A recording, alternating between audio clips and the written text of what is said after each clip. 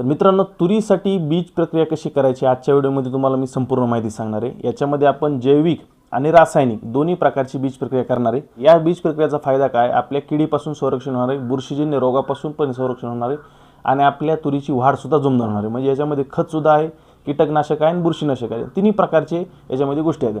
तर ही कशी करायची जैविक आणि रासायनिक बीज प्रक्रिया आपण सुरुवातीपासून बघूया।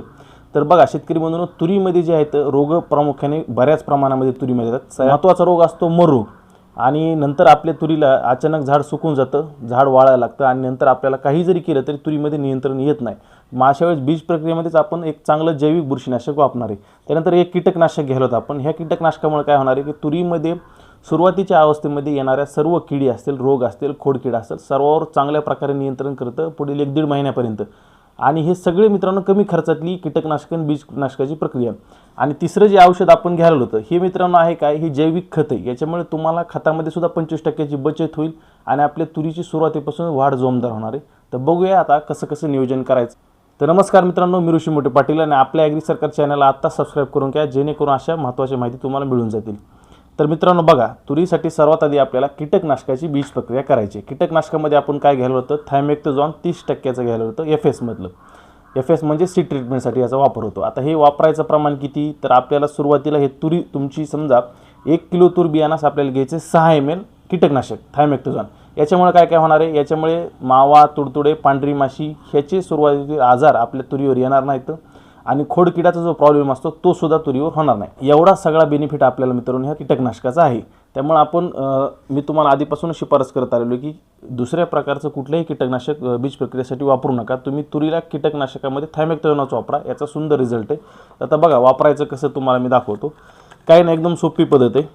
आपल्याला 6 ml प्रति किलो बियाणास हे थायमेक्टोझॉन जे आहे ते लागणार आहे। तर बघा आपल्याला पहिल्यांदा कीटकनाशकाची बीज प्रक्रिया करायची तुरीला। तर घ्यायचे किती, 1 किलो बियाणास 6 ml। आता हे 2 किलो समजा तुरी, तर आपल्याला एक साधारण लागणार आहे 12 ml।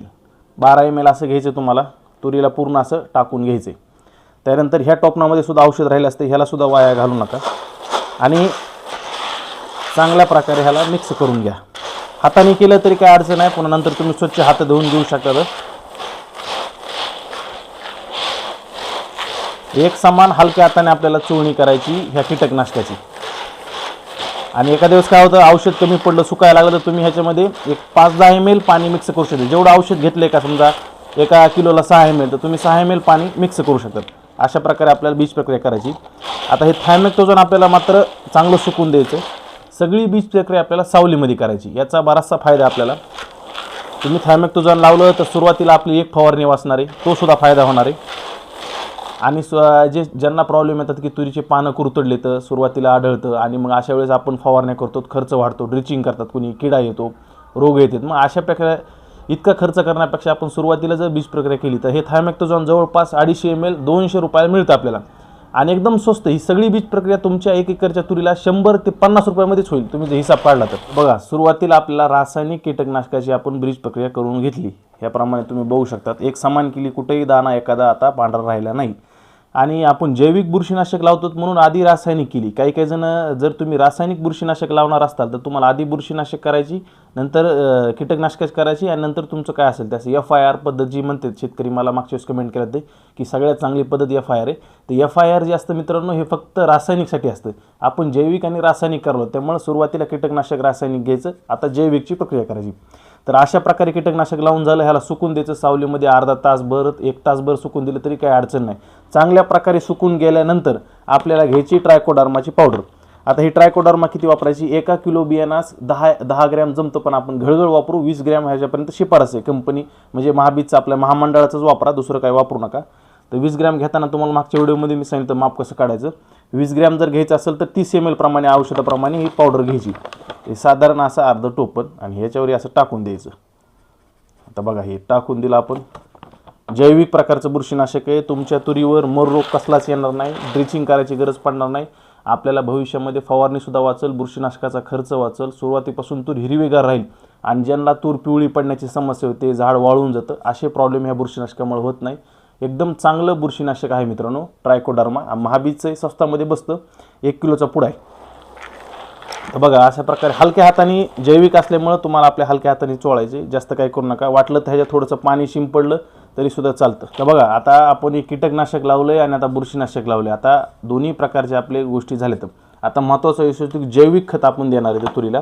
तर जैविक खतामध्ये काय वापरणार आहेत आपण, तर बघा जैविक खत जे आहे हे आहे महाबीज कंपनीचं आणि ह्याच्यामध्ये रायझोबीम आहे, PSB आणि KM आहे. म्हणजे नत्र हवेतून उपलब्ध करून देतं. त्यानंतर स्फूर्द विरघळणारे याच्यामध्ये जीवाणू म्हणजे बॅक्टेरियासुद्धा आहेत आणि पालाश उपलब्ध करून देणारे सुद्धा याच्यामध्ये जीवाणू म्हणजे बॅक्टेरिया आहेत. हे तिन्ही प्रकारचा डोस आहे. हे दिल्यामुळे काय होणार, सुरुवातीपासून आपल्या तुरीच्या मुळांची वाढ चांगली होणार आहे, हिरवीगार तूर राहणार आहे, काळोखी पिकाला येणार आहे आणि आपल्या खतामध्ये सुद्धा 25% बचत होणार आहे. म्हणजे जे तुम्ही रासायनिक 1 बॅग टाकत असाल, अर्धी बॅग टाकली तरी जमतं. आता हे वापरायचं किती, ते 1 किलो बियाणास तुम्ही 20 ml किंवा 10 ml टाकलं तरी चालतंय. कमीत कमी जास्तीत जास्त मी दोन्ही माप सांगत असतो, त्यामुळं तुमच्याप्रमाणे लक्षात करा. आणि जास्त पडलं तरी काय अडचण नाही. 20 ml घ्यायचं आपल्याला. आता समजा थोडासा वास हा जरा उग्रे, पण हे करा, ह्याच्यासारखा सुंदर रिझल्ट कशातच नाही. आणि महाबीजचंच घ्या, आपल्या महामंडळाचं बियाणे कुठल्याही कंपनीचं घेऊ नका, चांगला रिझल्ट ह्याचा येतो. आणि ट्रायकोडर्मा आणि महाजैविक तुम्ही सोबत लावलं तरीसुद्धा जमतं. म्हणजे ते एका दिवस काय होतं, काही शेतकऱ्यांना प्रॉब्लेम येतो की ट्रायकोडर्मा सुकलेला असते पावडर आणि आपण कीटकनाशक केले असते, मग तुम्ही ट्रायकोडर्मा आणि जैविक सोबत लावलं तरी जमतं. फक्त हे सगळं सावलीमध्ये करायचं. पेरणीच्या तुम्ही अर्धा तास 1 तास आधी करून ठेवा. आता ही झाली मित्रांनो एकदम सुधारित आणि शास्त्रीय पद्धत. ह्या पद्धतीने जर तुम्ही तुरीला बीज प्रक्रिया केली तर तुम्हाला ह्याच्या पुढं आणि ह्याच्यापेक्षा भारी आणि कमी खर्चातली कुठलीही बीज प्रक्रिया मिळणार नाही. महागड्या बीज प्रक्रिया करायला जातात तर 1000-1500 रुपये आपले जातात. औषधसुद्धा महागडे येतं. हे एकदम कमी खर्चातलं आहे. 50 ते 70 रुपयेच खर्च येतो बघायला गेलं तर. आणि आपल्याला फक्त तुरीला एकरी किती बियाणं लागतं, टोकन केलं तर 2 किलो लागतो, तुम्ही जर पेरणी करताल तर 3 ते 4 किलो लागेल. त्यामुळे खर्चसुद्धा कमी. ह्याच्यासारखा सुंदर रिझल्ट नाही. तुमच्या फवारणीमध्ये बचत होणार आहे, खतामध्ये बचत होणार आहे, एकूण सर्व प्रकारे हा फायदा आहे. हीच बीज प्रक्रिया करा. आपल्या चॅनलला लगेच सबस्क्राईब करून ठेवा. तुरीविषयी बऱ्याचशा आपल्या चॅनलवर व्हिडिओ टाकलेले. तर मागच्या वर्षीसुद्धा तुम्ही बघा, आपण एकरी 11 काही ठिकाणी 13 क्विंटलपर्यंत सुद्धा उत्पादनामध्ये काढलेलं आहे. त्यामुळे तुम्ही जर तुम्हाला काही अडचण असेल तर आपल्या चॅनलवर टाकलेत व्हिडिओ. आणि ज्यांना वैयक्तिक मार्गदर्शन पाहिजे अशांसाठी सुद्धा सेवा उपलब्ध आहे. तुम्ही ह्या नंबरवर संपर्क करू शकता. तर व्हिडिओ आवडले असेल तर लाईक आणि शेअर करा विसरू नका. भेटूया पुढच्या व्हिडिओमध्ये. धन्यवाद. जय महाराष्ट्र.